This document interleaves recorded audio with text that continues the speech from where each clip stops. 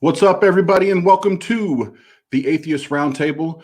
And again, tonight we have another TART live debate, and I'm excited. I've been looking forward to this one. We're going to have a couple of great guests with us tonight that we've had a subject that we've been exchanging emails and get everything lined up. It took us about a couple weeks to get everything ready to rock and roll, but it is time.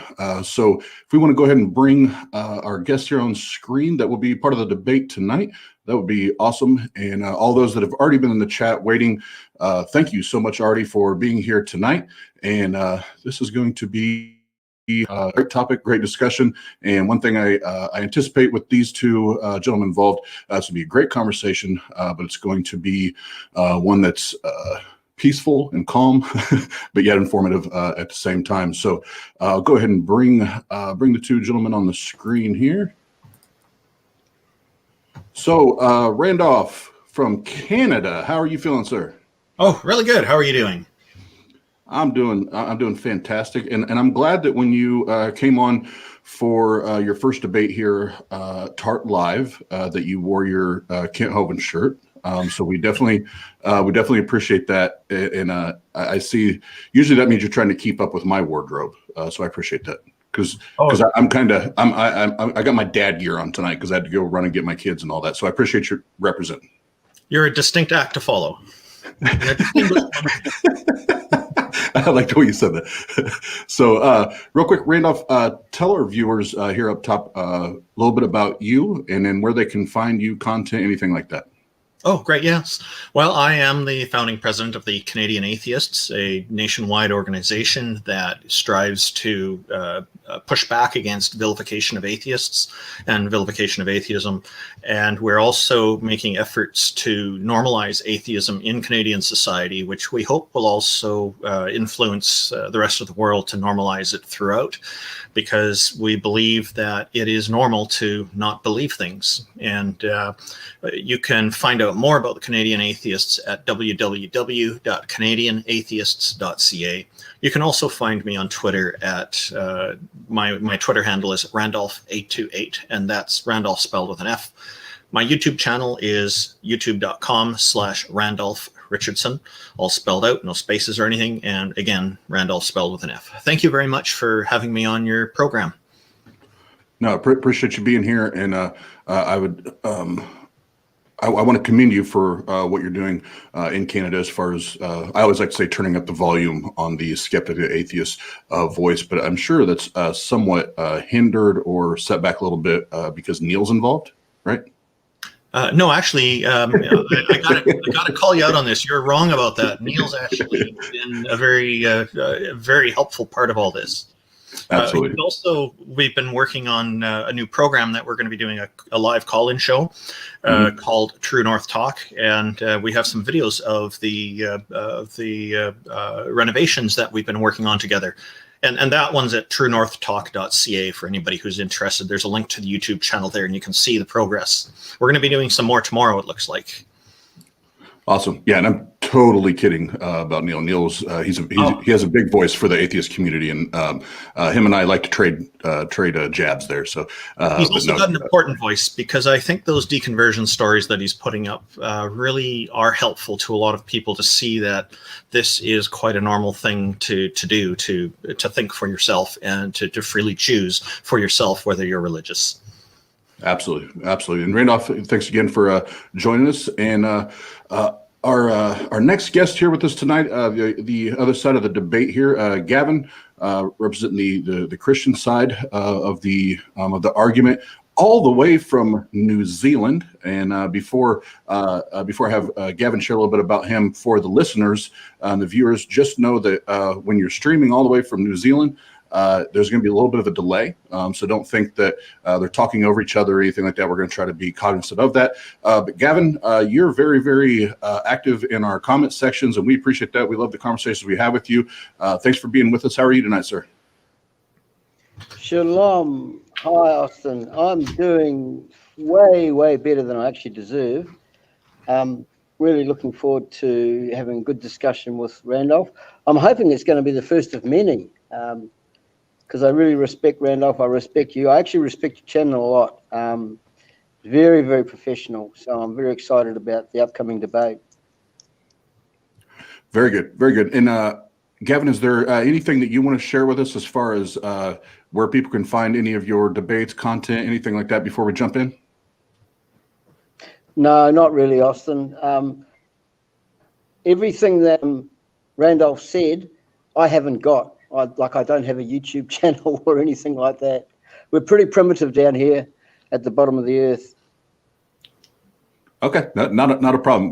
Bottom line is we're glad you're at TART tonight, and we're gonna get things kickstarted for everybody that's listening and watching right now. Kind of give you the format for the night, and then we'll jump into it and get this party started. So we'll start off with 10-minute opening statements. I'll have a timer going. Then we'll go into 10-minute cross examinations. And then we'll go for about a half hour or so with just open general discussion about the topic, and then 5-minute closing statements. And if we have time, we'll do an open Q&A from the viewers and the listeners at the end.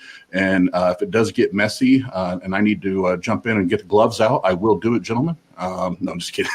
But I expect it'll be a great discussion. And if you don't know, the topic for tonight is God a moral monster? That's our topic for tonight. And Randolph, I know you were going first, so I will jump off here, let you guys get to it, and I will start before. Sorry, I did have it pulled up here. Get my stopwatch out here. As soon as you start talking, Randolph, I will start the timer. Thank you. Okay, so with this topic is questioning the morality of the Christian God, and my feeling on it is that the Christian God is not moral. What we do know about this God comes from the Bible. Of course, there are different translations of the Bible available, but they mostly say generally more or less the same things. We'll start with a few of the major transgressions that I do have a problem with, that I do consider to be immoral. The global flood is probably one of the biggest ones that people know about in the story. Killing nearly all life on the planet, I consider to be immoral. Imagine what it would be like to drown. The vast majority of babies, children, adults, teenagers, and all the animals and other life as well, not being able to breathe, and ending up, their life ends this way. This is not only just a matter of killing off innocent life, and some who are guilty of crimes too, no doubt, but you're basically painting all life on the planet nearly with the same brush and just killing them all. It's also a very cruel way to go about killing people, which I think adds to the immoral aspect of this. And as I understand it, the justification for this was because there were some humans that were not behaving properly, as the story goes. Another point, so that would be point one, the global flood. Point two would be vicarious redemption by human sacrifice. The point of the punishment-based system that was in place, according to the Bible, is that those who've committed transgressions, committed crimes, need to be punished. But then, when Jesus apparently was died for everybody's sins, he absolved them of their sins and took away the punishment aspect. Of course, this doesn't actually absolve people of their crimes. It just gives them an easy way to get a pass and not have to be held accountable for it. That, again, is immoral in, I guess, or unethical in the eyes of the law. Point number three, God did order, apparently, a fellow named Abraham to kill his own son, Isaac. And I consider child abuse to be immoral, and that is what that is. Sadly, the Bible doesn't seem to reflect on the psychological ramifications on Isaac after enduring such a terrible, horrific experience, and the cruelty with that. And then the fourth point, pregnancy. Now, with God being omniscient, knowing everything, and omnipotent, having full power to do anything, the question of why were women designed by this God to endure excruciating pain when giving birth to children is an important question to ask in this. I'd like to know why things weren't designed differently to make things easier and to make things a lot less painful. Why should women have to endure this?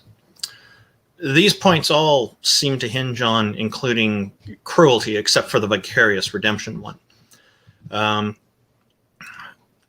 There are probably many, many more examples I could go into, but I think people generally get the idea. And I think these four are probably good ones to cover and to look at as, is this a good example of what we should consider an example of morality and whatnot. As the Christian God is very often held to be this pillar example, or Jesus is this pillar example, and then Jesus is said to be God, one and the same. It all seems to me that a much better approach to use is to consider not the golden rule, which has problems of its own, but the veil of ignorance from John Rawls, who wrote in his book A Theory of Justice about how laws could be formulated to be fair to everyone. So it is a bit of a thought experiment, but it can be used in moral determination as well. And I do strive to do this. I'm not saying that my sense of morality is the right one to follow, but I'm certainly not impressed with the one that is presented by Christianity. There doesn't seem to be consideration that we do see with John Rawls' system and the veil of ignorance. And the idea with this is that you try to, as a lawmaker, what you would do, for example, is to consider how your laws would affect different people in society.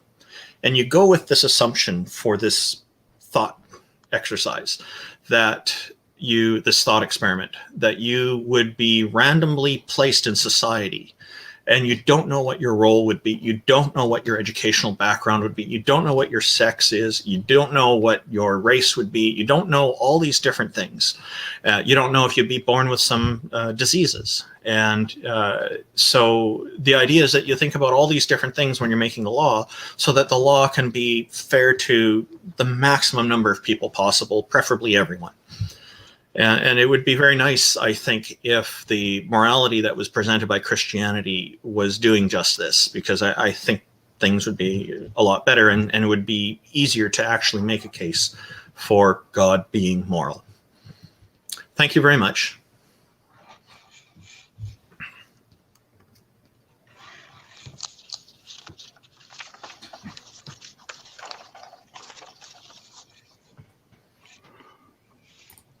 All right, very good. Thank you, Randolph. And next, we will get to Gavin here, and he is going to argue the position that God is not a moral monster. So, Gavin, let me reset the timer here. How much time did I take? It was a little over 7 minutes. Okay, thank you. Yep. Gavin, as soon as you start speaking, sir, I will start the clock. Sure. Thanks, Randolph. Great opening. So I'm going to start off with four well-known quotes from four well-known and notable people. George Washington said, "It's impossible to rightly govern the world without God and the Bible." Thomas Jefferson wrote, "The Bible is the cornerstone of liberty. Students' perusal of this sacred volume will make us better citizens, better fathers, and better husbands." Andrew Jackson said, "That book, the Bible, is the rock on which a republic rests." And the famous General Ulysses S. Grant said, hold fast to the Bible.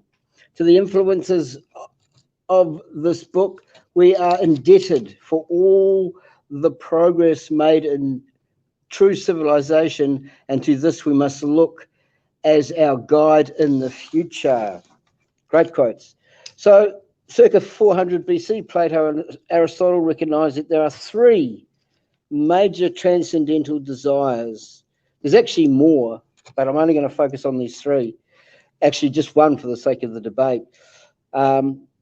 Saint Augustine, and St. Thomas Aquinas and many other philosophers have spoken of the same desires throughout the centuries. So what are these transcendental desires? They are our intrinsic desires for perfect and unconditional truth, perfect and unconditional love, and most importantly, and for the purposes of the debate with Randall, perfect and unconditional justice and goodness. So the argument concerning our desire for perfect justice and goodness can be set out in the following 4 steps. So step number 1 is we have the ability to notice imperfection in justice and goodness in both ourselves and others. In virtually every conceivable context, we not only notice unfairness and evil in individual people, but also in virtually every organisation and institution. We can see unfairness in economic systems, judicial systems, educational systems, cultural institutions, and so forth. Our capacity to recognise imperfection in justice and goodness seems to know no limits. For example, little children have the ability to recognise unfairness in their parents and teachers, even though their parents and teachers probably did not teach them either formally or informally how to do so.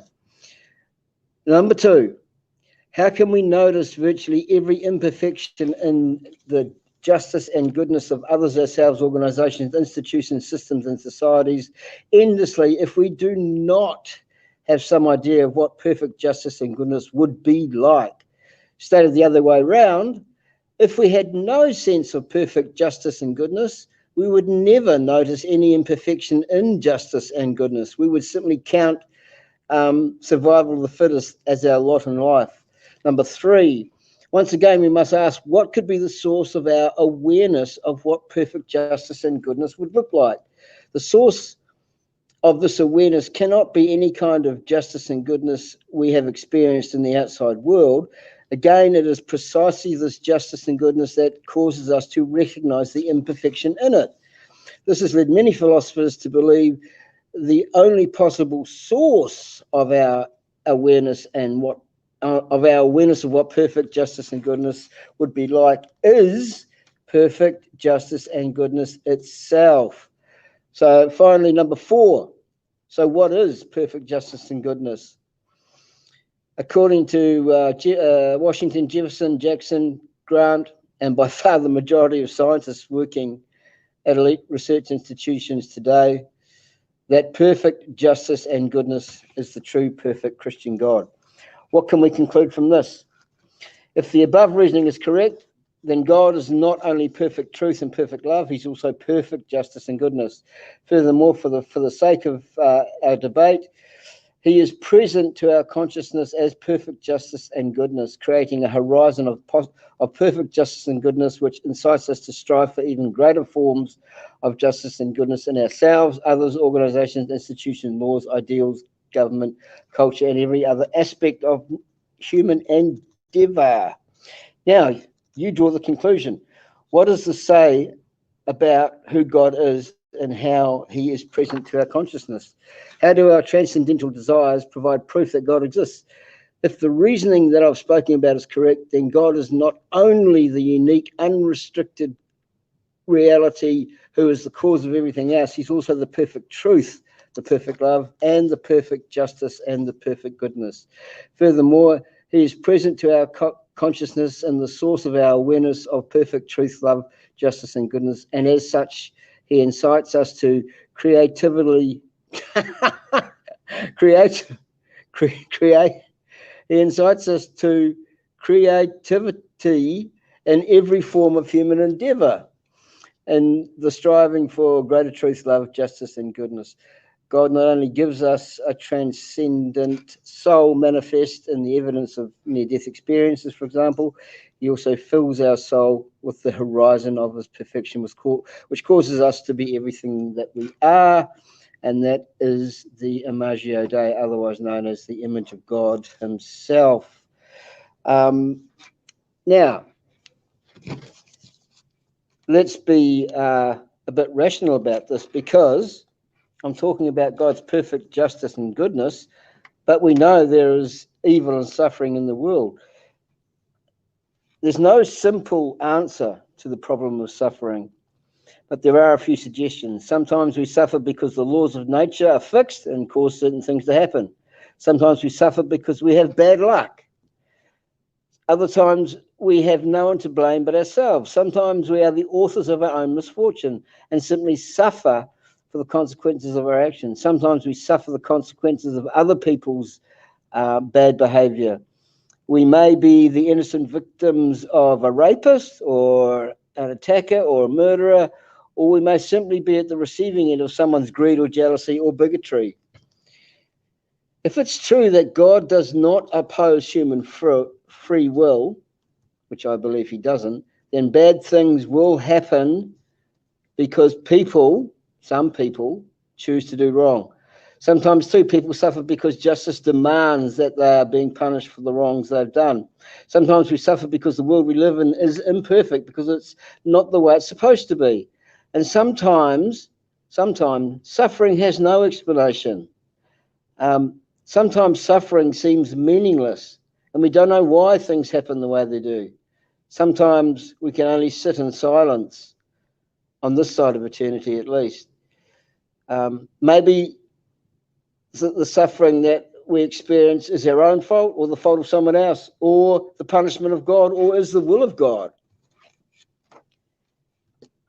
Whatever the explanation, this is what Christians know. They know that Roman cross 2020 odd years ago teaches us that God isn't removed from suffering. He knows what we feel when we suffer. He knows the anguish, the physical pain, the mental pain, the emotional suffering.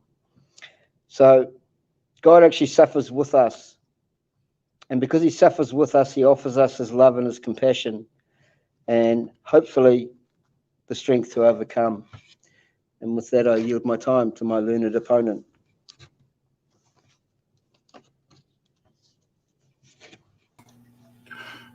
Very good. Great opening dialogue there, gentlemen, and very much appreciate it. And I just wanted to plug real quick for the chat, just a couple things here. One, here at the Atheist Roundtable, we 100% endorse and support healthy, peaceful, friendly dialogue. We can completely disagree on what we believe in, but we can attack the belief. We're not going to attack individuals. So just know we don't do that here. So that's that. And I just wanted to mention, I am seeing the comments as they are put up on the screen. Thank you, everybody. And we're here to defend and not to sound over the top, but defend and protect anybody that's going to be on our platform, regardless of their beliefs. So that's not going to be accepted here. Then on the lighter side, just know that the super chats are active. So if you want those popped up and on the screen, and some little shout outs, that is active. And I know we have quite a few people in here listening. So thank you so much for being a part of the debate tonight. And we'll get on to the next portion here. And that will be the cross examinations. And Randolph, if you, since you opened it up, if you want to go first in your 10-minute cross examination, we'll let you go first there.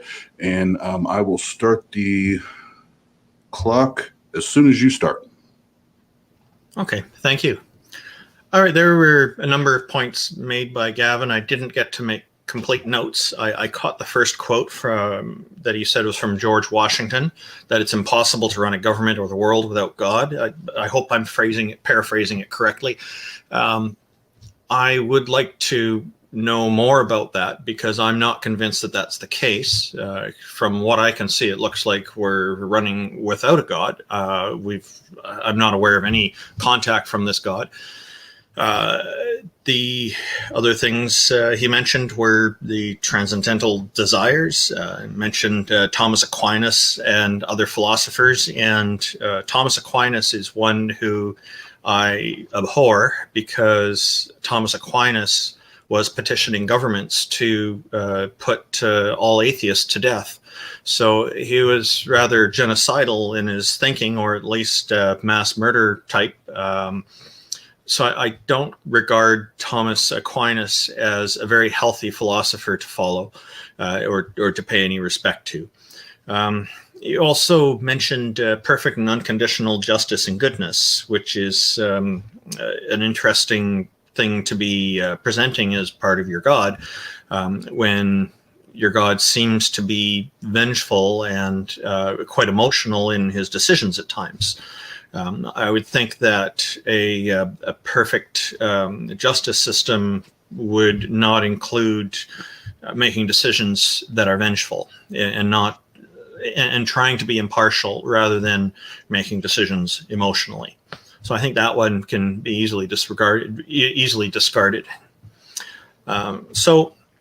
But I guess my main question to you right now is so I'll ask you, and you can answer after I finish going through a few of these other points. The first question is, why do you think, since you quoted George Washington, that you think it's impossible to run a government without God or to run a world without God? You also mentioned about this perfect justice and goodness. You referred to some scientists explaining it, and I'm curious as to why that would be necessary. If God is the ultimate authority, why not just refer to God? You mentioned God is the perfect truth, the perfect justice, and the perfect goodness. If it is true that your God is the perfect truth, for example, why is there a need for multiple translations of the Bible in English? Shouldn't just one version of the English Bible be sufficient? Or is there a problem with all the others and there's only one that's correct? And if that's the case, why is that one correct and the others are wrong? And how do you know that? You mentioned about evil and suffering in the world. And you say there's no perfect answer. But sometimes we suffer because of the laws of nature, bad luck, or that we're the authors of our own misfortunes and other people's bad behaviors, attack, rape, murder, bigotry, and its various forms, and so on.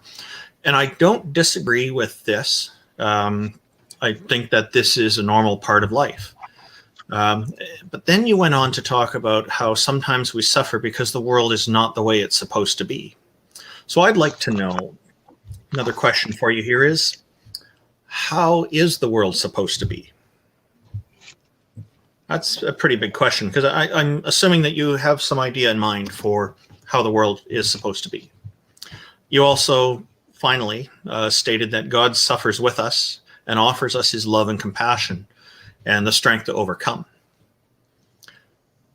Why does God torment people like this? Why doesn't God prevent these horrible things from happening? Why doesn't God prevent young children from getting leukemia or other painful forms of cancer and not having the opportunity to live their full lives, for example? And that's it for my opening statement for now. Sorry, my cross-examination. Thank you.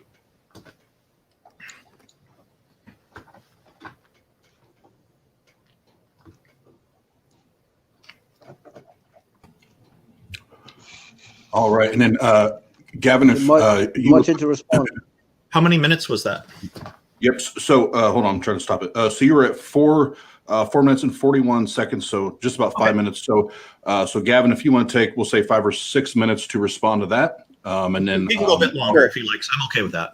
Yep, and then I'll let Gavin get in his cross examination. So as soon as you begin to speak, Gavin, I'll start the clock back up. Sure. Thanks for that, Randall. That was what's known as the fallacy of dumping or shotgunning, because there's a lot of questions there. I couldn't write them down fast enough. Can you give me the first question and I'll give you my answer, and then the Certainly, second question, then I'll give you my answer. You had quoted George Washington as, and yes. I hope I paraphrased the quote correctly, that it's impossible to run a government or the world without God. And I'm curious to know why you believe that. And yeah.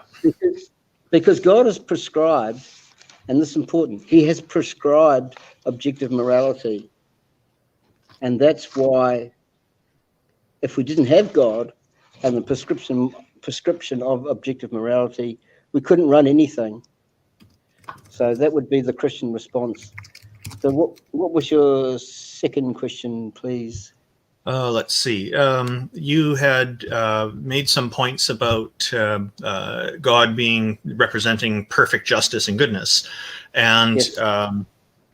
let's see. And I think I'm curious why you resorted to quoting scientists rather than quoting your God, if your God is supposedly the almighty authority and everything. How did I quote scientists? Oh, you referred to them as scientists. Yeah. How did I quote them? No, you deferred to them, and you mentioned that they had somehow determined that God was the perfect justice and goodness, if I understood you correctly. Hang on. If I misunderstood you, I apologize. Oh, that was my fourth point.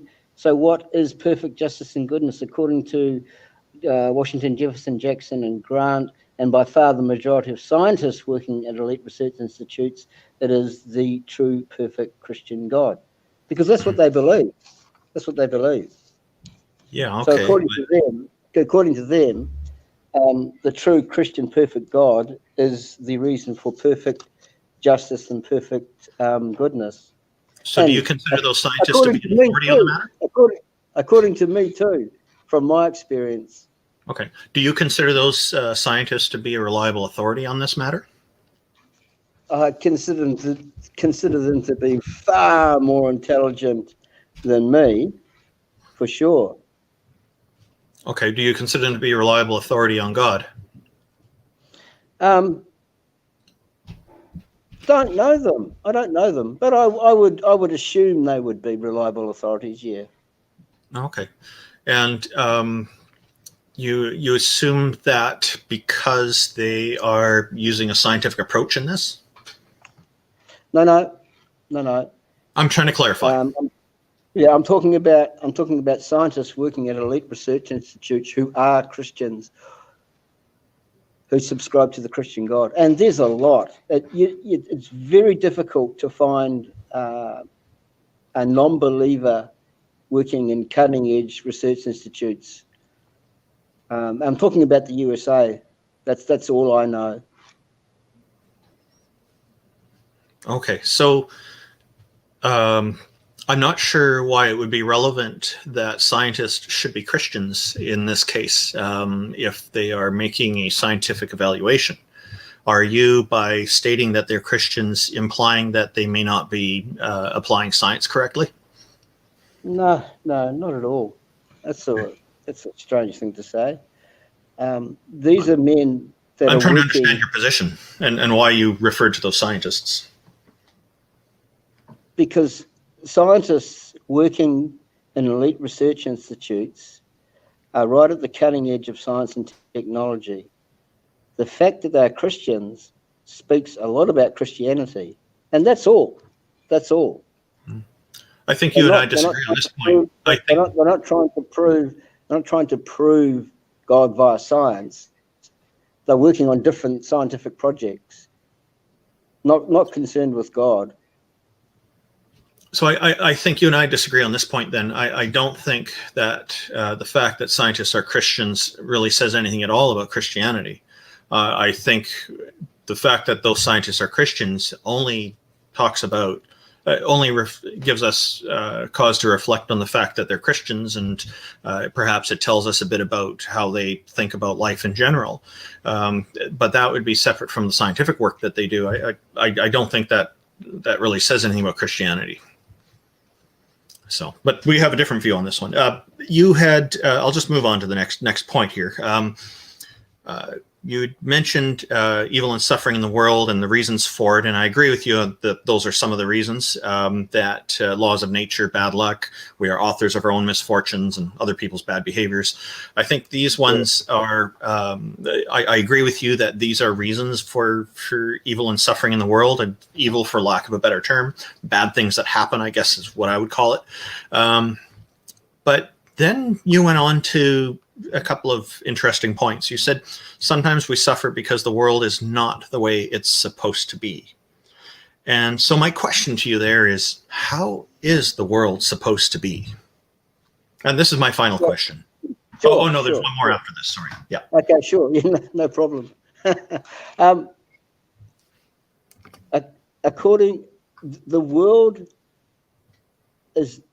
now is not according to how God wanted the world to be, but this is a result of libertarian human free will. Because for true love to be real true love, it's got to come with freedom attached to it. There's got to be that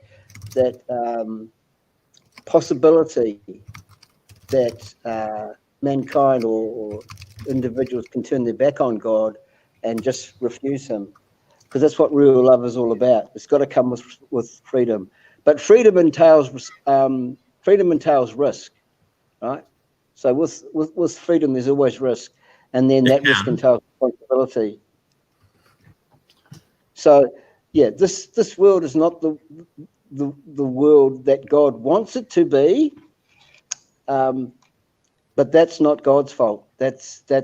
We're culpable for that, because we're all seriously flawed human beings. I want to get back to this libertarian free will aspect, because you did state that was its fault. But there's one more question I want to ask. You mentioned that God suffers with us and offers his love and compassion and the strength to overcome. Yep. Why does God do this? Why does not instead God use his great power and knowledge of everything to prevent things from happening, to prevent young children from getting bone cancer or leukemia or things like that rob them of full and fulfilling life? Randolph and Gavin, real quick. Gavin, answer this question, and then we'll end this segment and then go into Gavin's cross examination. Okay. Sure. So you're asking, why doesn't God stop or intervene what seems to be... why doesn't God just take care of things? And wouldn't that be a much more moral act of compassion, a much more caring and less cruel act of compassion? No, because then libertarian free will is impinged on.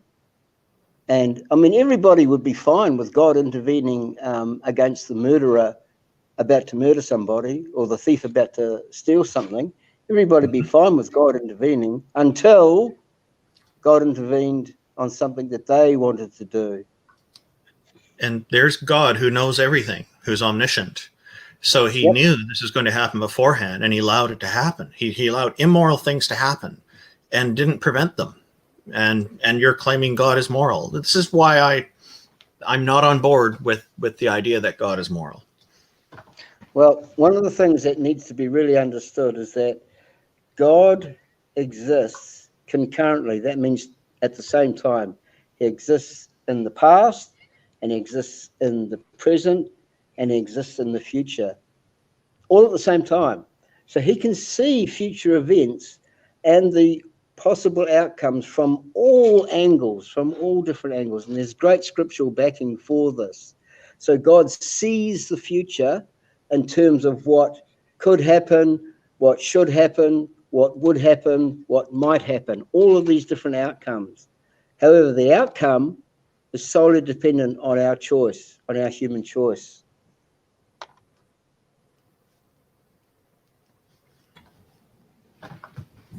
I know we've run out of time. All right. Well, the nice thing is we'll have an open dialogue here in a few minutes. You guys can take a deep dive back into that topic. But if you're familiar with the Atheist Roundtable, we love to joke about deep dives. So, Gavin, your time, sir, for cross examination. And as soon as you start, I will hit the timer, sir. Sure. Thanks for those questions, Randolph. They were awesome. I know we didn't cover all of them, but maybe in the general discussion we can get back to some of them. Oh yeah, I want to get back to libertarian free will and whatnot with you. But carry on. Let's hear your questions. Sure. So you mentioned vicarious redemption by human sacrifice. Can you point to the scripture where God is supremely divinely commanded human sacrifice? I can't point to it directly, but what I can tell you is what I know of the story is that Sure, Jesus died on the cross. And Yep. that is he was in human form, so therefore that's the human sacrifice I was referring to. Right. Okay. So apart from Christ's supererogatory act on the cross, that's the Of dying for only our sins. Mm-hmm. yeah. That's the only example of human sacrifice in the entire Bible. I didn't say that. Is that what you're saying? No, my question is so is Christ's supererogatory action on the cross, is that the only example of human sacrifice in the Bible? Oh, I'm sure there's more, but that's the one that I was referring to. I don't think that this point is relevant to what I was saying about vicarious redemption and Jesus dying for sins. Yeah, it actually is, because the way you phrased it made it sound like human sacrifice was part and parcel of the way God oversees his creation. So I'm going to hold your feet to the fire there, and maybe you can come back to me with other examples. Well, I'll just say I was referring to that situation. Okay. Now, the flood. What is your beef with the flood? Genocide is wrong. And Right. that is mass genocide, multiple species all being killed by flooding the earth. With Right. the exception of only a few who got away on an ark. All the rest Only had 8. to suffer and drown to death. That's I right. think that's including the babies. Don't forget the babies. Yeah, I'm glad you remembered. Yeah. So here's the thing. What you're doing now is committing the fallacy of presentism. You're looking back into the Old Testament times through the lens of 21st century glasses. And the A&E was a very, very different world back then. If God is the creator of the universe, and he's the fastest gun in the universe, for want of a better term, then he has the authority to do whatever he deems to be appropriate. If we don't agree with it, that's fine. But, that's just our subjective opinion. We're not God, and we don't have the mind of God. If we knew what God was thinking, we would be God. So, yeah, there's no dramas about the flood, So and a hell of a lot of people drowning. what was God thinking? Well, he wanted to start again. He wanted to start again with mankind. Yeah, but he didn't start all over again because some got away on an ark. He started with 8 people again. Yeah, well, that's a continuation of those 8 people. That's not a whole new start. Well, eight people out of how many were irrelevant. wiped out? No, it's not. It's not irrelevant. It's perfectly Well, if he wants relevant. to start all over, then he needs to wipe out absolutely everyone, which is also wrong. Yeah, well, I'm not going to. I think genocide is wrong. I'm sorry, I disagree with you. I don't care what the time was. I'm not going to semanticate about things like that. Again, you're committing a fallacy of presentism, and that's a problem with looking back to the ancient Near East, looking back to the biblical times through the lenses of 21st century glasses. So genocide was okay at that time, is what you're saying. Whatever God does is totally good and totally just. So, which brings us to my next point. I'll go on to your next point. You talked about, it's a good discussion. I'm enjoying it. You talked about Abraham carrying out God's command to sacrifice his son. What is your beef with that? I think child abuse is immoral, and I consider that to be a form of child abuse with a potential to be lethal. Instructing somebody to kill children is immoral. It is wrong. It is horrific. It is atrocious. in my view. However, God stopped Abraham from carrying out his divine command, didn't he? Doesn't matter. He ordered it in the first place. That Absolutely, was wrong. it matters. Hold on. Absolutely, it matters that God stopped Abraham from carrying out his divine command. That absolutely matters. That shows a merciful God. That's a strange way to show mercy. Gentlemen, real quick. Stopping. I like four, that. 4 or 5 minutes left. Just let you know, 4 or 5 minutes. Okay. Thanks, Austin. And so what were the psychological ramifications for Isaac? The Bible is silent about that. That's right. From what we know of psychology, if a child goes through something as horrific as an attempt as a plan to carry out their murder by their own parent, that child's going to have a lot of problems psychologically. They're going to have they're not going to trust their father anymore, who tried to carry that out, I would suspect, at the very least. And there's probably we need to talk to a psychotherapist who deals with child behavior to find out more. Again, there's multiple fallacies of presentism happening here, Randolph. If God stopped Abraham from carrying out his divine command, that has got to be a merciful God. That has got to be a merciful God. No, I think it's a psychopathic God. It's a pretty sick thing to do. Well, we can agree to disagree with that. No, I don't agree to disagree. We just disagree. We can agree to disagree. I don't agree with your position. You don't agree with my position. So we That's agree right. to disagree. No, So I'm telling also you your position's wrong. Yeah. Well, you're not the final arbiter of all truth, Randolph. So again, That's correct. We can agree. Now I agree with you. Now I agree with you. We can agree to disagree. Now you talked about pregnancy. Why are women designed to endure the pain of pregnancy? Correct. I'm a little disappointed that you're laughing about this. About what? You were laughing when you were talking about this, but I'll ignore that. I was pointing out that women endure excruciating pain when giving birth. Correct. Now, God designed everything. God designed people. Yes. Why didn't God design women to not endure so much pain if God is so merciful as you claim? Because that is God's justice for Eve doing wrong in the Garden of Eden. God said to the woman, I will increase your trouble in pregnancy and your pain in giving birth. That is the reason for childbirth pain. Because she ate a piece of fruit.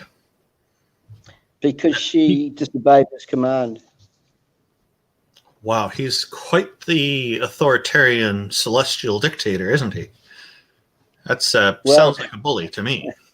Well, when you are the creator of the universe and human life, and you're the fastest gun in the universe, you get to say what you want. And you support this? Absolutely. Absolutely. I don't. Absolutely. Well, I do. Because the universe and life. I think it's unethical. Again, you're committing the fallacy of presentism. Here's the thing. I'm not going to spend much time on this because it's kind of off topic. The presence of the universe and human life either comes via a naturalistic means or an intelligent mind.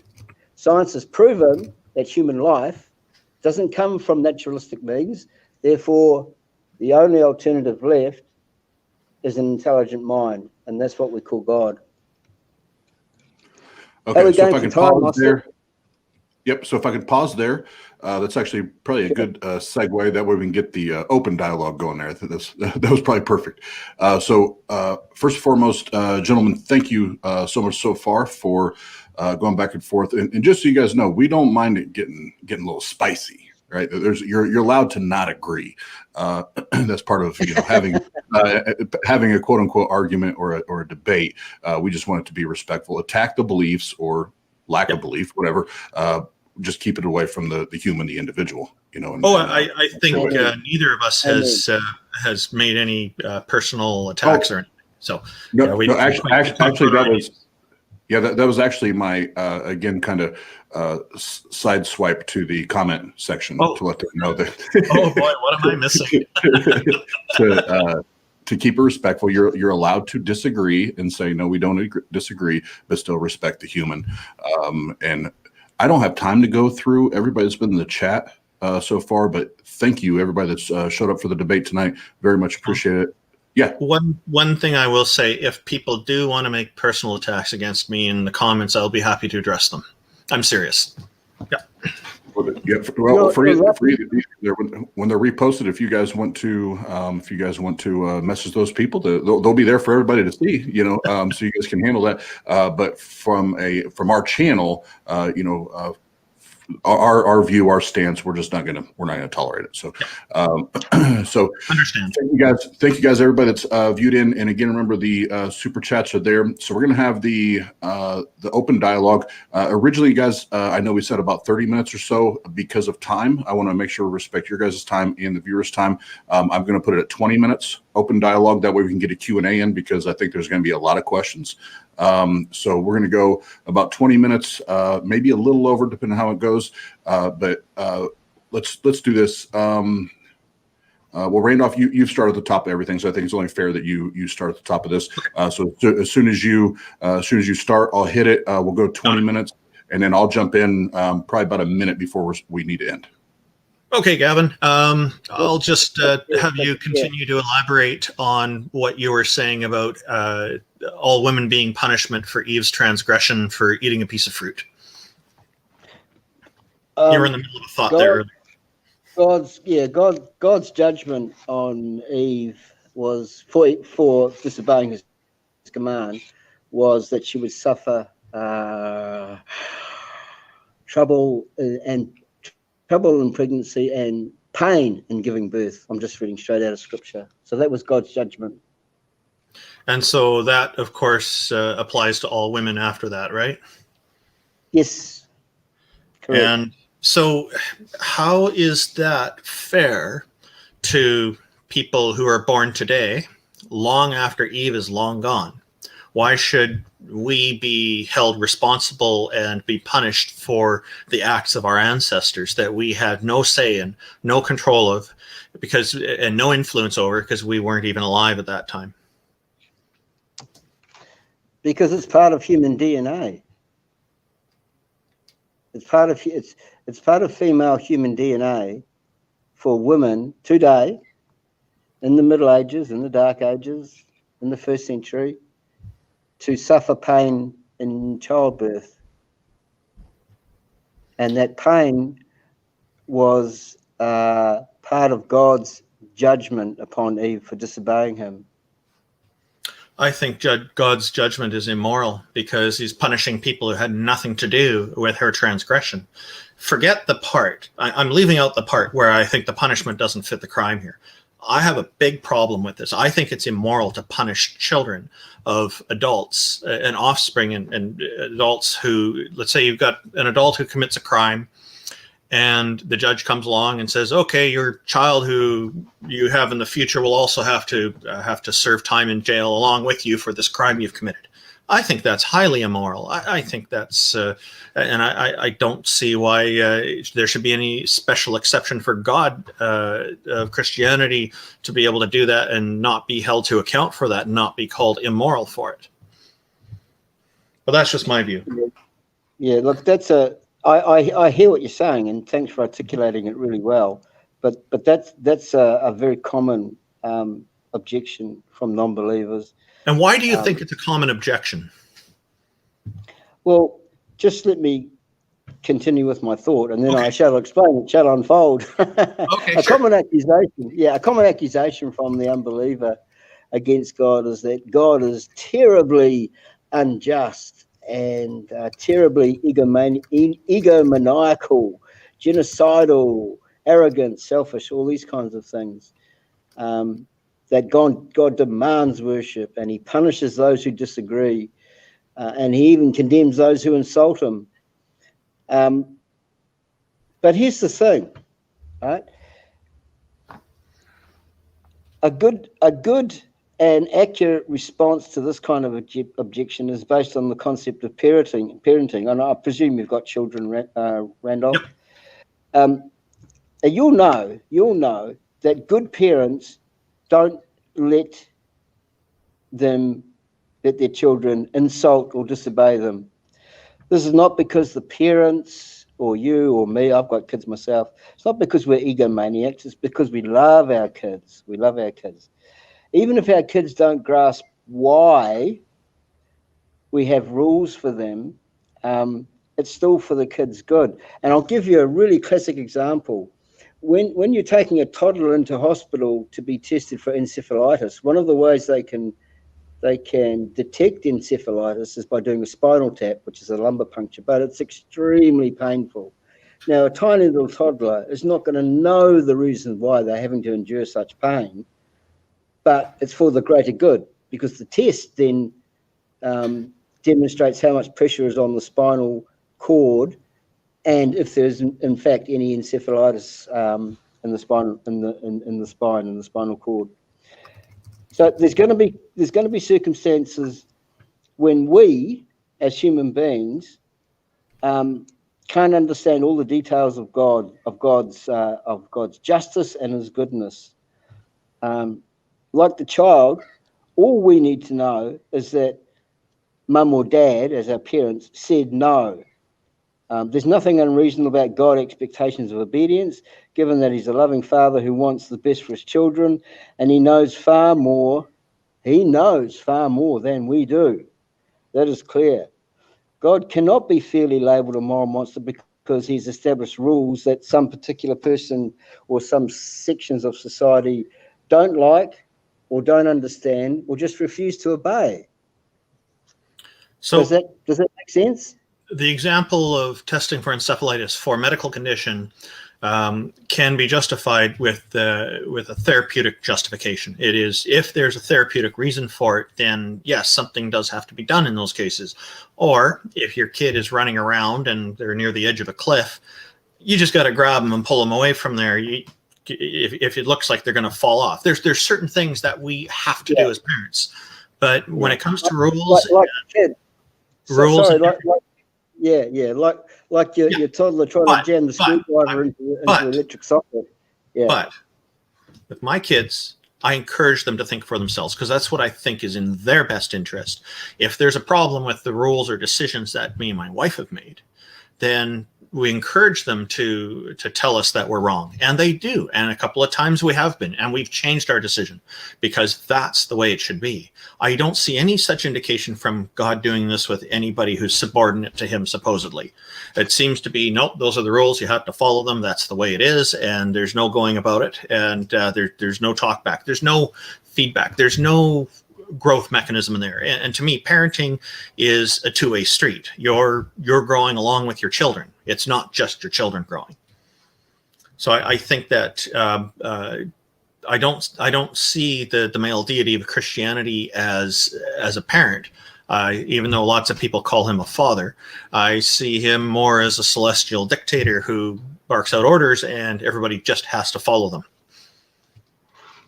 So do you see something wrong, Randolph, with the two major commandments that are required by God?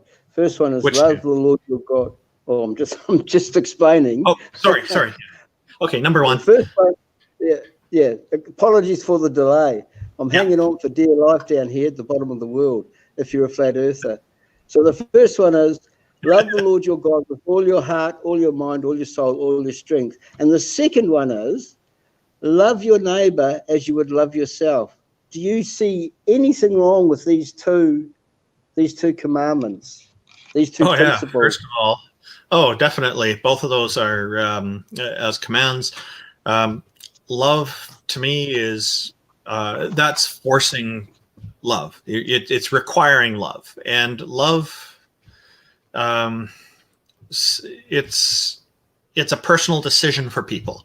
We have the freedom to love who we want to love. It is if I get some commandment, love that person. Whether I actually love them could be a whole separate thing. I can't comply with that command. I cannot love a deity who kills people, who commits genocide, who floods the planet, who orders fathers to kill their own sons, who orders circumcisions, non-therapeutic circumcisions. It's an amputation of foreskin. It's also vile and horrific. And all these other horrible transgressions and these awful, immoral things. I can't love a deity that does that. No. So I can't, I have huge objections to that first commandment of love the Lord, love that God. The second one was love thy neighbor, or treat thy neighbor as you would treat yourself. Maybe you can repeat the second one for me, please. Oh, the second one is love your neighbor as you would love yourself.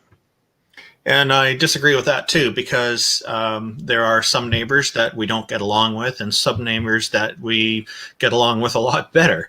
I have to take it on a case-by-case basis.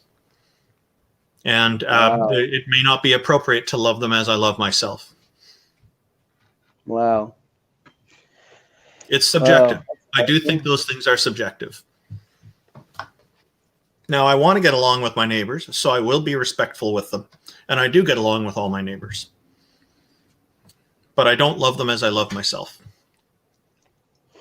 Do you think do you think the world would be better if the majority or everybody tried to live out those two commands, love your neighbor as you would love yourself, and love the Lord your God with all your heart, all your mind, all your soul, all your spirit? No, because I think the first one leads to a false sense of love for people who fear that deity. And so they're loving out of fear. And I don't think that that's psychologically healthy. And the second one is not going to work because every person's different. And some people are deserving of more care and others are deserving of less.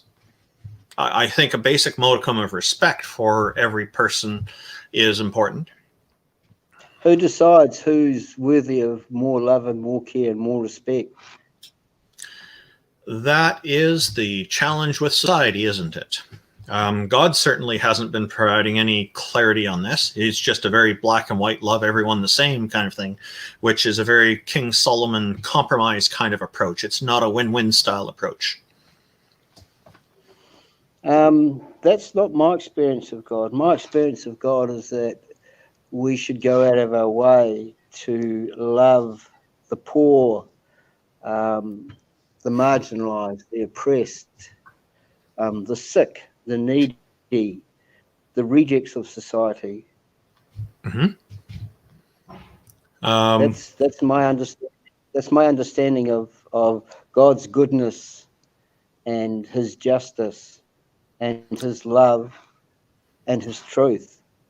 So I guess Isaac was Go ahead. So I was just going to comment. You were saying that that commandment, love the Lord your God with all your heart, all your soul, all your mind, all your spirit, is based on fear. For many people. That again. Yeah, sure. I hear what you're saying, but that again is a fallacy of presentism. The Bible says, "Fear of the Lord is the beginning of wisdom." That's where wisdom comes from. It's from fearing the Lord. But it's not a fear. It's not a fear like, let's say you run into a 7-foot tall Hell's Angel in a dark alley at 3 a.m. in the morning.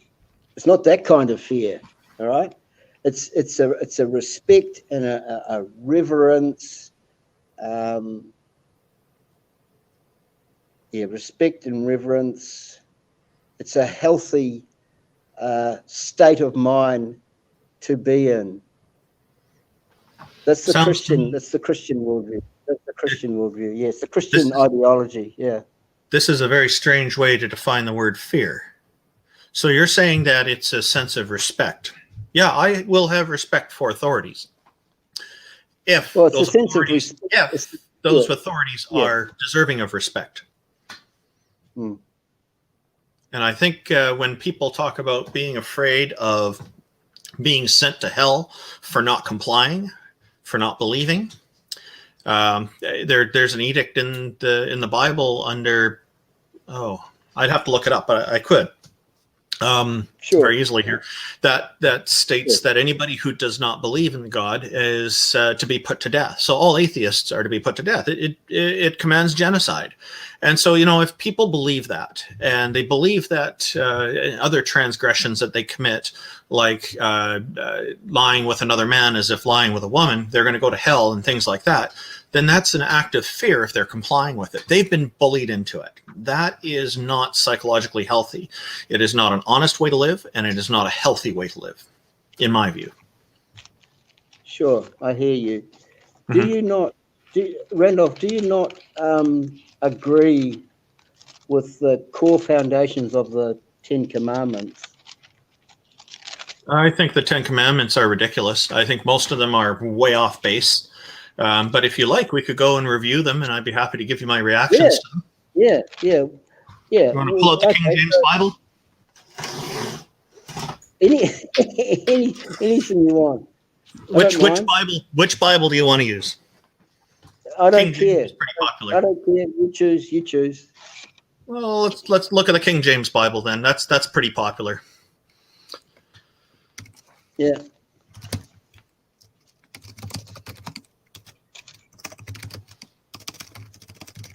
Right. And what I'll do while I'm just looking that up is, okay,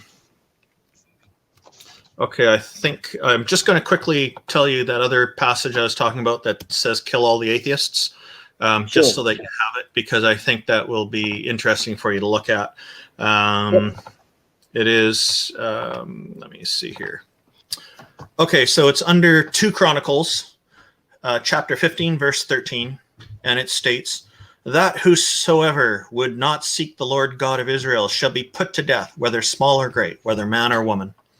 So that's 2 Chronicles 15:13, in case our audience is curious about what I was referring to there as well. So I have the King James Bible. Go ahead. Yeah, what's the verses? It's the 2nd chapter of Chronicles. What's the verses, Randolph? Chapter 15, verse 13. Yeah. Yeah, so that's the one I was referring to earlier. Oh, yeah, okay. Yeah, gotcha. Okay. But I think for the 10 Commandments, I'm looking at Exodus 20, and it says, and God spake all these words, saying, this is the King James Version. The first commandment is that he is the Lord thy God, which have brought thee out of the land of Egypt, out of the house of bondage. Okay. Thou shalt have, that's not really a commandment. It's just him bragging about himself. Okay. I guess the first commandment is thou shalt have no other gods before me. Yeah. So what's wrong with that? It's dictating, it's limiting, attempting to limit what people can believe. I'm an advocate for freedom. So people, I feel, should have the freedom to believe what they want to believe. So if they want to believe in a different deity that came before goddess or God, before the Christian God, that's their right. There are polytheists still around today. There are people from older religions still around today.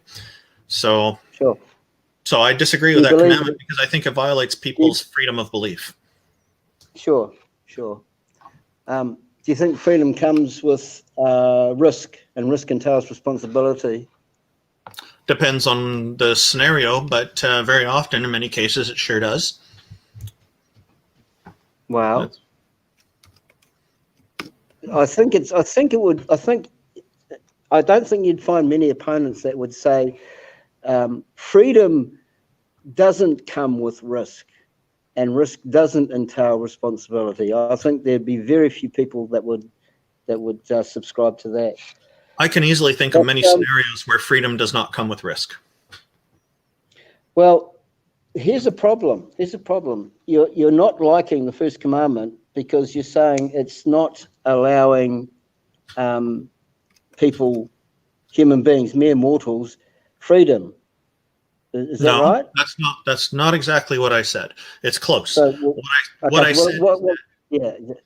said is it's oppressive. It limits freedoms.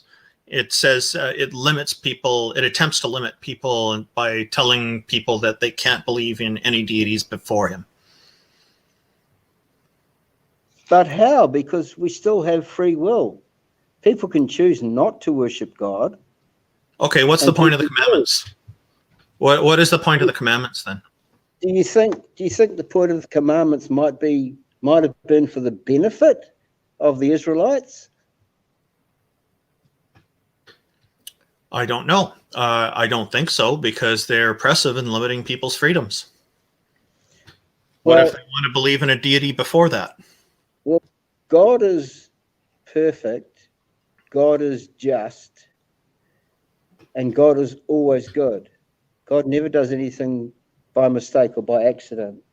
So if his first command is, worship no God but me, there's a reason for that.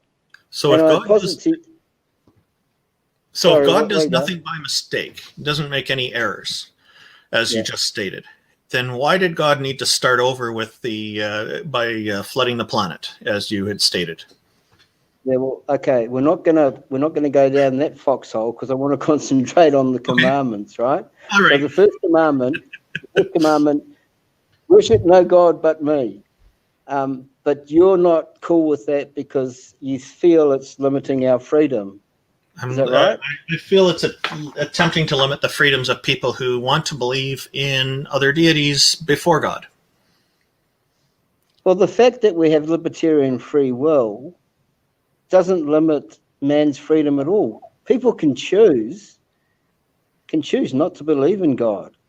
It's their choice. That's not what I'm talking about. I'm talking about if they want to believe in a different deity before him. They can choose to do that. The commandment says otherwise. That's right. It's a commandment. Yeah, so it's a commandment. It's an edict. So it conflicts with freedom of belief. So that's my objection to the first one. You want to know the next one? No. There will be no gish galloping. I'm not gish galloping. I'm just cognizant of the time here. If you want to go through all the commandments with me, I can tell you why I object to them, because I thought that's what we were going to do. Yeah, but yes, but hold on. Here's the problem. This kind of stuff, it's not explained simply and easily. All right, we need to focus on these things and really hone in on them. Okay. God said to the Israelites, "You will worship no other gods but me." Now, do you think he said that to them and gave them that edict for their benefit or not? I don't know what's in God's mind, but when I look at the edict, it seems to me that it's limiting their freedom of belief, and I think that that's wrong. That's why I disagree with it. Gentlemen, I gave a couple extra minutes there because I know you guys were having a good conversation there. But again, I want to the best of our ability, stay on course here. So we'll move on to the 5-minute closing statements, and I'm gonna pull my notes up here. I'm still hoping to go through the other 9 commandments there, but and we might have a little bit of a surprise for those that want to hear. We'll announce it in a minute. We're trying to get some things together here on the back end while you guys are talking, but we'll do that. And once again, everybody that's viewed tonight, you're on here tonight, thank you so very much for coming and hanging out at the Atheist Roundtable. We appreciate it. And Randolph and Gavin, thank you guys. It's been, there's been the disagreements, and it's been very obvious, but you guys have been very respectful and very cordial. And you guys have been an example of what these conversations should look like. We're allowed to disagree and keep it cool, keep it calm. It sounds like we're going to need a part 2 to cover all these commandments. But I was going to follow. I was going to follow up and say, what you guys have, the example that you guys have gave tonight. You guys are more than welcome to debate here at the Atheist Roundtable anytime you guys want. You just hit me up and we'll coordinate it. We'll get it put together, and you guys are always welcome. This has been awesome. So before we do that, for those that are in the comment section, I know there's been a lot of questions that popped up, and I've tried to, the ones I've seen, I've told them to kind of hold off till the end. So now's your time. Start putting the questions in the comment section, and if you want to make sure that your question is at the top and is prominent, super chat is there. That'll make sure that we see it. We can get up on the screen and make sure that that's front and center. But we have the 5-minute closing statements, like I said, and Randolph, you have the first 5 minutes, and I have the clock ready. As soon as you start speaking, sir, I'll hit the clock. Okay, so what I'm seeing with the male deity of Christianity is known as God, or Yahweh, or Jesus. There's different names for him. We started delving into some commandments here, and right off the bat, I see impositions on people's freedom. So there's a big idea about we have free will, and yet there's this scary, big, powerful deity who's interfering and telling us what we can and can't believe, what we can and can't do. He's killing people. He's doing other things like that. And to me, if somebody's interfering with your freedoms, that is immoral. They should not be interfering with your freedoms. They can make suggestions, but if they're going to order you what to do, stand up to it. Be free. Enjoy your freedom. You have that right. And that is one of the big problems with it. And I'll just quickly review the things that were problematic that I found that I mentioned at the beginning is the global flood, killing almost everybody on all life on the planet. I consider that to be immoral. Absolving people of their sins. Jesus died for your sins, known as vicarious redemption. That's immoral because it doesn't actually absolve someone of their crimes. All it does is take away the punishment. And what kind of a demotivator is that? They've got a chance, maybe they can get away with it again. Who knows what they'll think? But it certainly doesn't seem to be able to stop them. Abraham being ordered to kill Isaac by God, that is one of the most horrific things I've ever heard as well. Anybody who orders a parent to kill their own child is definitely immoral on many, many fronts. It's child abuse, it's murder, it's, again, an imposition on their free will because it's telling them what to do instead of leaving it to themselves to decide what to do, raising their child and whatnot. Pregnancy. Women endure excruciating pain during childbirth. And my interlocutor here, Gavin, has made it clear that he sees that as God punishing all women for the transgressions of Eve, who merely ate a piece of fruit. And I think in a normal kind of way, what I see in the courts going on here in Canada is when somebody's been charged with a crime, on their first offense, they're usually very often given a second chance. The judge will, depending on the nature of the crime, of course, but they'll often be told, okay, look, the judge will say, I'm going to give you a chance here because I think you can get your life turned around if you do this and this. But keep in mind, if you get caught doing this again, you're not going to get this kind of second chance again. You're not going to get a third chance. You will be going to prison. And that actually works. And there's a lot of people who've been able to turn their lives around because they got that second chance here. Looks to me like Eve did not get that second chance. It was ruined for her in the first part. And it was the ramifications being imposed on all women after that throughout history is hugely cruel and immoral to women, and so that even hits me as being sexist. Again, why should someone like you or me be punished for the crimes of our ancestors from long ago who weren't alive when we were born? It doesn't make sense. It's not moral. Anyway, that's to me, I've not heard compelling justification for why God is moral.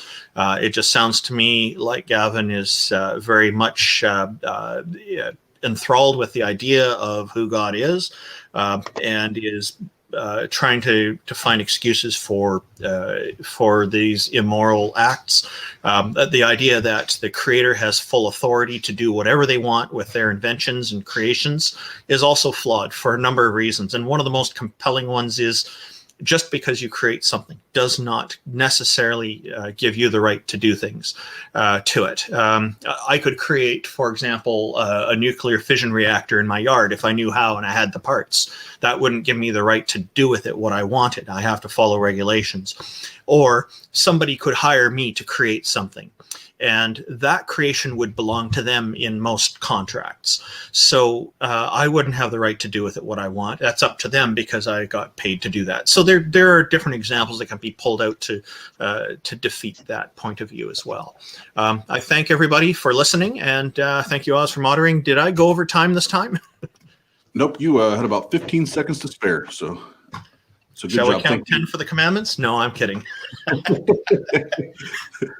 Thank you, Randolph. And before we get to Gavin, guys, if we are going to host a little after party and be able to open up this dialogue, so obviously our guests for tonight are, obviously invited to that. But if you want to be a part of it, it is limited. StreamYard limits us to, how many folks we have on there. But if you do want to be a part of it, just go to Twitter. Our handle is TART Live and at TART Live, and you can hit us up there, and we'll get you links and all that, and we'll continue the discussion there. But Gavin, you have 5 minutes for your closing statement. As soon as you start speaking, sir, I'll hit the clock.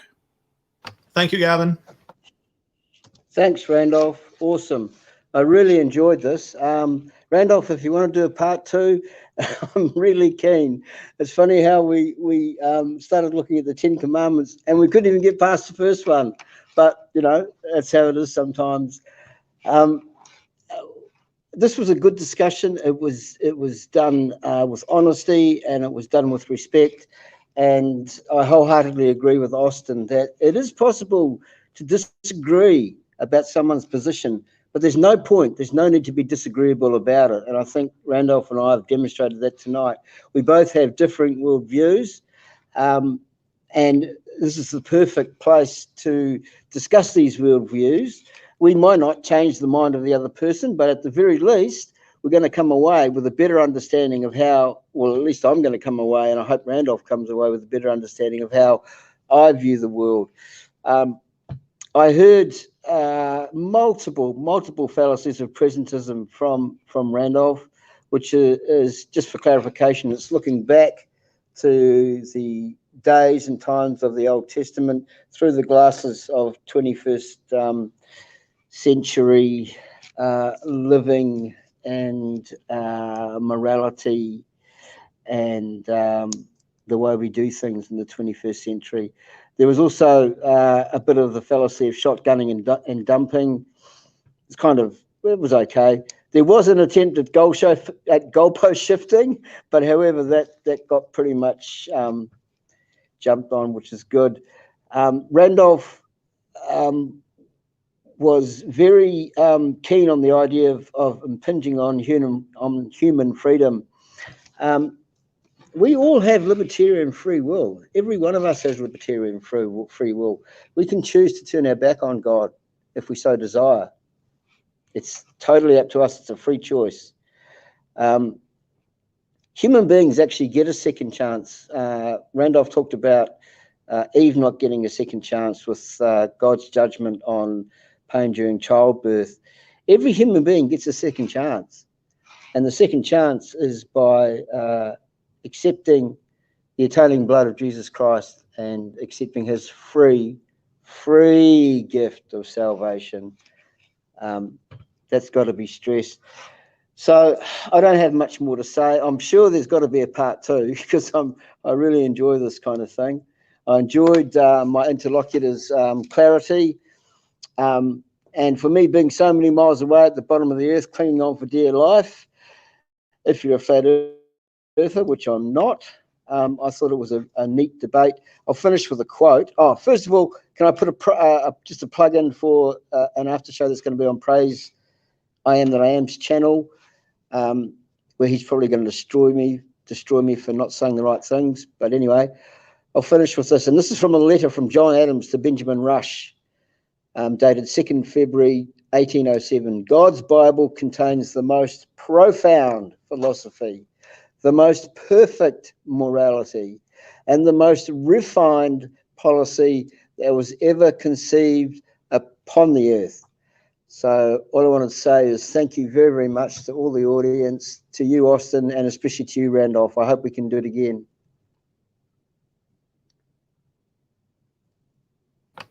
I look forward to doing this again.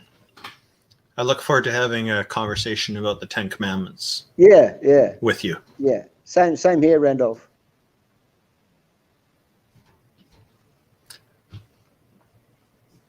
We'll let Oz finish up and get questions from our wonderful audience at this point. I'm not going to disagree with your closing statement here because I don't think that would be fair. But Oz, where did you go? Where did our moderator disappear? There he is. Sorry. We got worried about you. We thought maybe you got struck by lightning for hosting this or something. I got stuck in the interwebs. They get a bit crowded at times. It's all those cats. No, thank you guys again. Great conversation, and I totally 100% agree that we're deserving of a round 2 of that, and I think it's well deserved there. So we're going to get into the Q&A here. So for those that have questions on there, give us 1 second. We'll start pulling those up. But one last time, the Q&A is my favorite part of these things. Yeah, this is fun. Absolutely. So just one reminder: if you go to Twitter, if you want to be part of the discussion afterwards, go to Twitter, and our Twitter handle is @TARTLive, and send us a message. We'll get you links and everything. But since you're already there and you're part of the tweet world, make sure you follow us, and that way you can tag us and message us and all that anytime. And we'd love to have you there. We put out a lot of great content there as well. So let's get into some questions. Rage says that my hat game makes him jealous. I can tell you, I can tell you where to find them. So first question here on the screen, question for Gavin.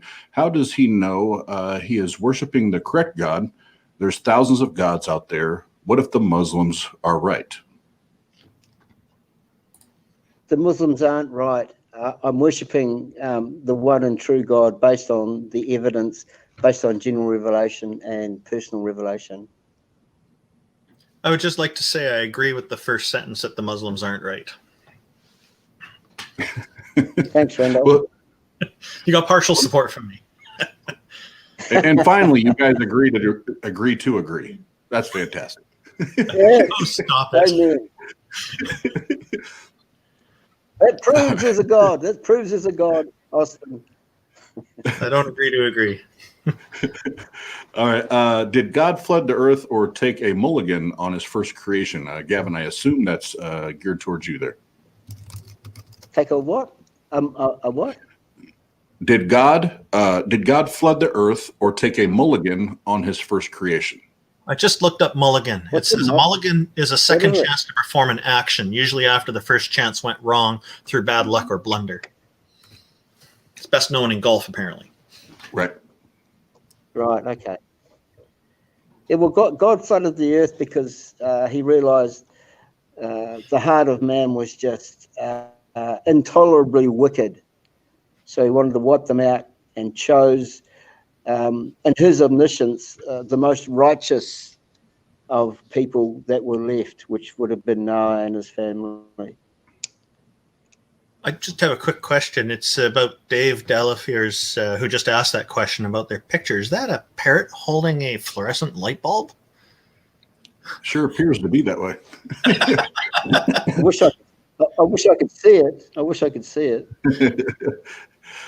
Next question for Randolph from Passagone.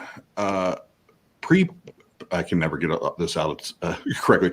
Presuppositionally, hypothetically, let's say the Christian's God does exist. Who would God answer to for his alleged immoral actions and inactions from your perspective?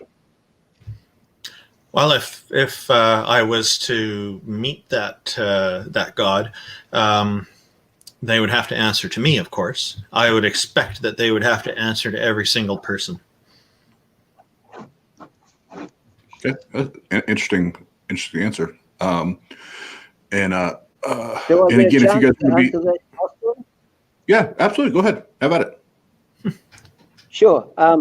God's not answerable to anything or anyone. He's non-contingent, so he's not answerable to anyone. So he's a celestial dictator. No, I don't think so. Then he needs to be accountable and transparent about it. I guess he'd be transparent because nobody can see him. But hard to see someone who exists so hard to see someone who exists in the past, the present, and the future, Randolph. And Gavin, another one here for you. Did all religious people go to heaven before Jesus was born? No.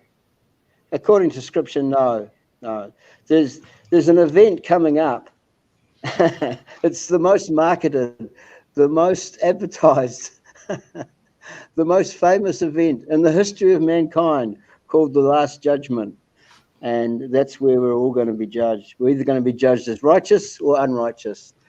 Don't be judged as unrighteous. That's not a good place to be. Yeah, I thought you were talking about Christmas for a minute. You threw me off. Sorry. How does Randolph solve moral non-cognitivism? I can never say that word right either. Non-cognitive moral. Let's just see. What does he mean by non-cognitivism? So non-cognitivism is the meta-ethical view that ethical sentences do not express proposition or statements and thus cannot be true or false. I don't consider morality to be something that's black and white. So I think the question will need to be more specific. What moral problem needs to be solved in a manner that's black and white? Like, give me an example of something that can clarify the question. I'm having trouble with this question. I'm trying to understand it. But I can say morality just seems to me something that's definitely not just a black and white thing. There's a whole degree of a spectrum of, is this more right or less right, or more wrong or less wrong, etc. In Canada, okay, you go ahead and read it. No, I was going to say, there was another question, just real quick. They said, did Randolph break into Kent Hovind's closet, or did he mail that shirt to him? I saw this shirt in the store one day and I really liked it, so I got it. And that was before I knew that Kent Hovind was wearing these kinds of shirts. So, okay. Yeah. So there's no direct connection there. And I think Simply Secular had a question. We don't want to skip that. That was just on the screen a moment ago. Yep. We'll do this one, then we'll go back to the... Can I comment on that non-cognitive question? What did you say, Gavin? I'm sorry. Could I comment on that non-cognitivism question, please? Yeah, sure. Can you run it by me again, please, Austin? Can we pull that the non-cognitivism question back up, because I can't remember exactly how it was worded. Go back to questions. Yeah. Just before Simply Seculars. And while we're working on that, remember, if you want to be a part of the conversation after the debate, part of this is over, go to Twitter and at TART Live and hit us with a message, and make sure you follow us. If you don't follow us, you're not allowed on the show. No, I'm just kidding, but you should do that.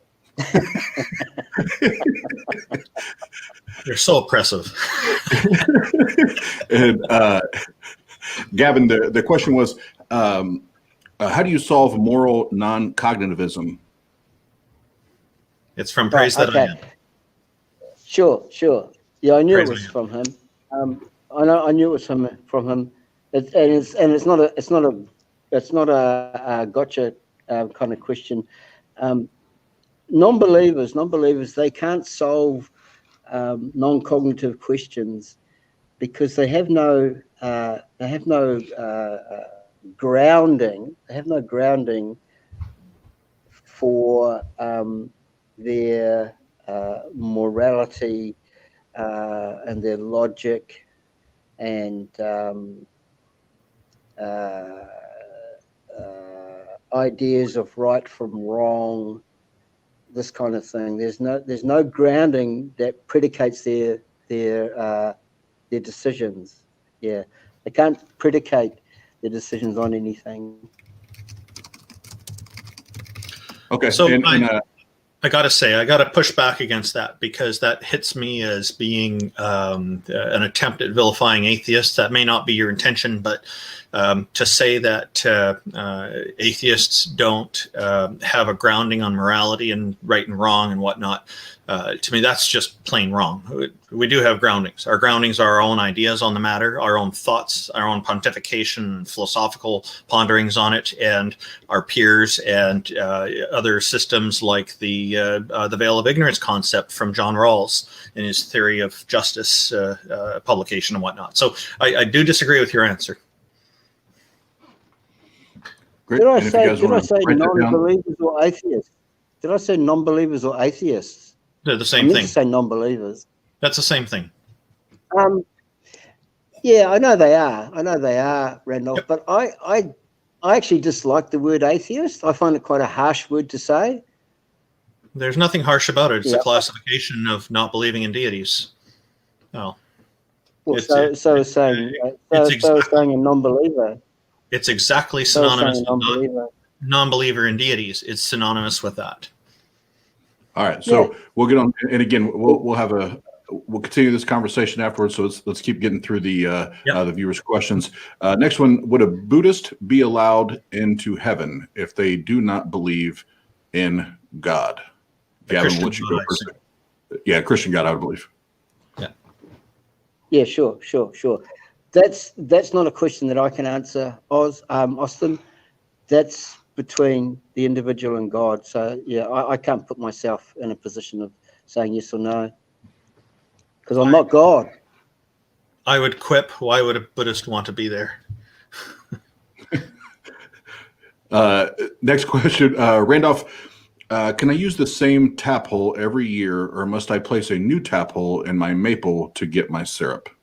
Well, it depends on the condition of the tap hole and the health of the tree in question. So you'd have to see how it's doing in the next year, and then you'd be able to make that determination.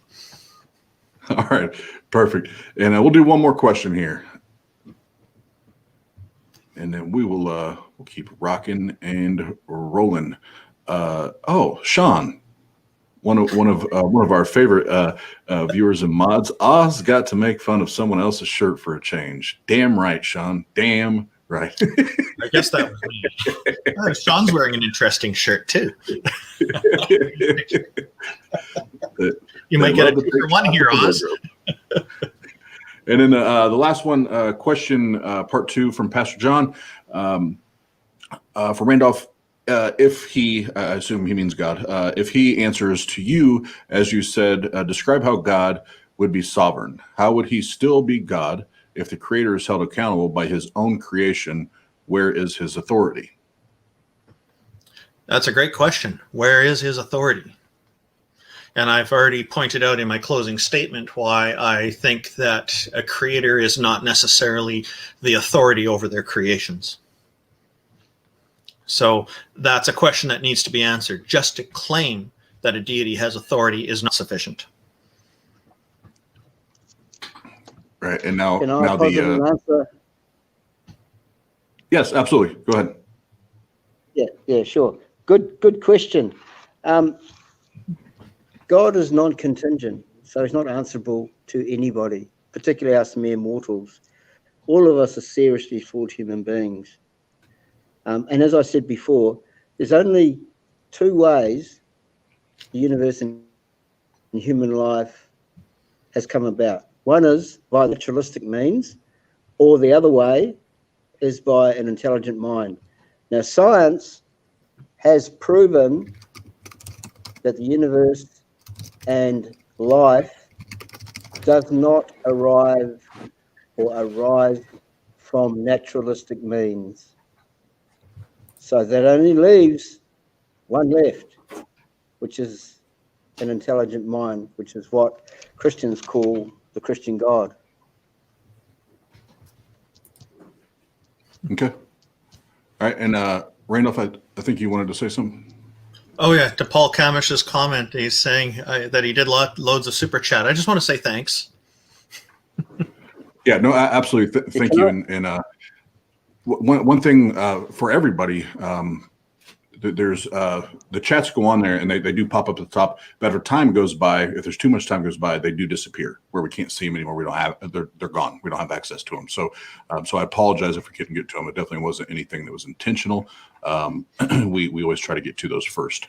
But again, gentlemen, thank you very, very much for hanging out with us tonight. And great debate, great conversation, respectful. And awesome. And we will line up a round two, so to speak, and get you guys back on here. We appreciate the civility and the respect that you guys showed. Anything you guys want to say? Because I know we probably have some viewers here that weren't here in the beginning. Randolph, you've kind of been first to go for the night, so we'll do it one last time. Where do they find you? YouTube, Twitter, that kind of thing? Okay, so you can find me at the Canadian Atheists that I founded, which is a national organization in Canada that aims to push back against vilification of atheists and atheism, and to bring us to a point of normalization of atheism in society, because we believe that it's normal not to believe things, and that is the default as how we're born. The website for the Canadian Atheists is www.canadianatheists.ca, and you can also reach me on Twitter. My handle is Randolph828. That's RANDOLF 828. I have a YouTube channel at www.youtube.com/Randolf Richardson, fully spelled out. Remember, my name's spelled with an F, not a PH. And there's also the new upcoming live call-in program for by myself and Neil, the 604 Atheist. You can find out more about it at the www.truenorthtalk.ca website. Thank you very much for having me on, and Gavin, to have this conversation debate. And I look forward to the next one. You guys have a great show going here. Absolutely. And thank you. And thanks again for being on, Randolph. And Gavin, anything that you would like to say in closing before we jump off? I just want to springboard off what Randall was saying. Thanks so much for having us on. Thanks for the great moderation. You run a very professional outfit. I can't speak highly enough of you. And like Randolph, I'm salivating already for round two. So, let's coordinate together and have another go. Thanks very much, Austin. I appreciate it. Thanks, Randolph. Keep warm, Thanks, brother. Gavin. It was a pleasure to meet you. And all right. you. Well, one last time. Thank you, guys. And again, go to Twitter if you want to be a part of the discussion afterwards. If you go to Twitter, it is at TART Live is the handle, and send us a message. And Pasta Mike will make sure you get everything you need to be a part of it. And in closing, everybody that was in the chat, thank you so very much for hanging out with us tonight and chopping it up with us in the chat. And we will see you tomorrow night with the Atheist Pastor from the Down Under. God bless all.